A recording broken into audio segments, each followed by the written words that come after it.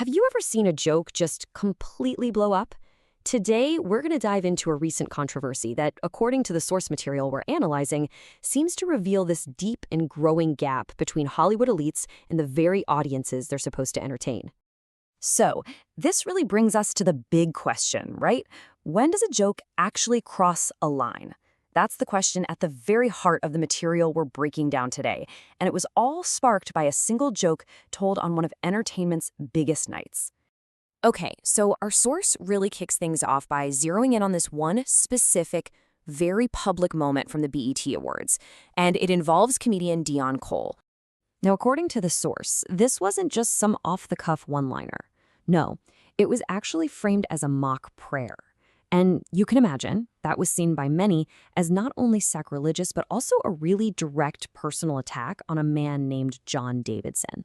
So you might be asking, who exactly was the target of this joke? Well, according to this source we're looking at, understanding who he is, it's absolutely crucial to getting why this whole thing became such a big deal. John Davidson is a well-known advocate for the Tourette's community.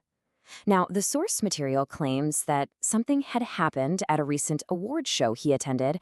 An involuntary vocal tic he had was apparently edited in the broadcast, which kind of set the stage for all the mockery that came later. And this right here, this is really the heart of the source's whole argument. The joke basically treated Tourette syndrome not as a neurological disorder, but as some kind of choice. Like it's a switch you can just decide to flip on and off. So naturally, this leads the source to break down the joke not just as something that was offensive, but to analyze it through a really specific critical lens. Yeah, the source labels this a textbook case of punching down. If you've never heard that term, it's pretty simple. It's when powerful, mega-rich celebrities get up on a huge platform and decide to mock someone, in this case, a disabled individual, who has way, way less social power than they do. You know, the source argues that the damage here just ripples outwards. It's not about one single bad joke.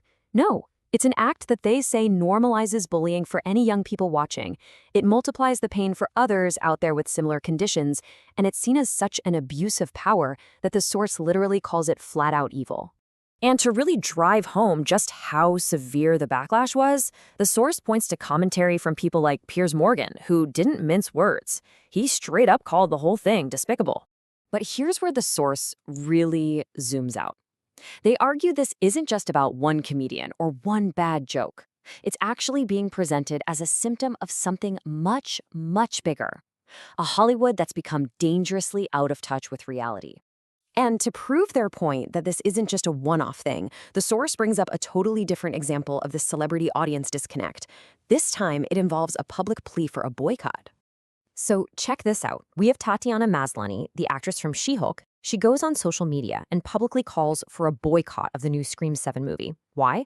Because another actress had been removed from the film over a controversy. So she calls for a boycott, but what actually happens? Well, the audience basically shrugged. The call to boycott, it fell completely flat. In fact, the movie didn't just do okay, it had a record-breaking opening weekend. For the source, this just screams that there's a massive gap between what the celebrity cared about and what the audience actually wanted. So what's the big takeaway here, according to the source? It's that the public is starting to tune out. They're just ignoring these calls to action from celebrities who they feel are totally disconnected from their own lives, their own values, and their own concerns. Okay, so after looking at the joke and the boycott, what is the final, ultimate conclusion that the source video draws from all of this? What's the bottom line? The source basically lays out this really stark choice. It says, instead of mockery, these celebrities had a massive platform. They could have used it to support the Tourette's community. And the fact that they didn't, well, that's presented as the ultimate proof of just how disconnected they've become. And it's interesting, the source even frames its whole argument in these really strong moral terms. It uses this particular verse to really hammer home its central point, that the true measure of a person, or hey, even an entire industry, is how they treat the most vulnerable among us. And that's where the source leaves us, with this big, open question. It suggests that this whole relationship between celebrities and their audiences is at a major turning point, a real crossroads. And what happens next? Well, that's anybody's guess.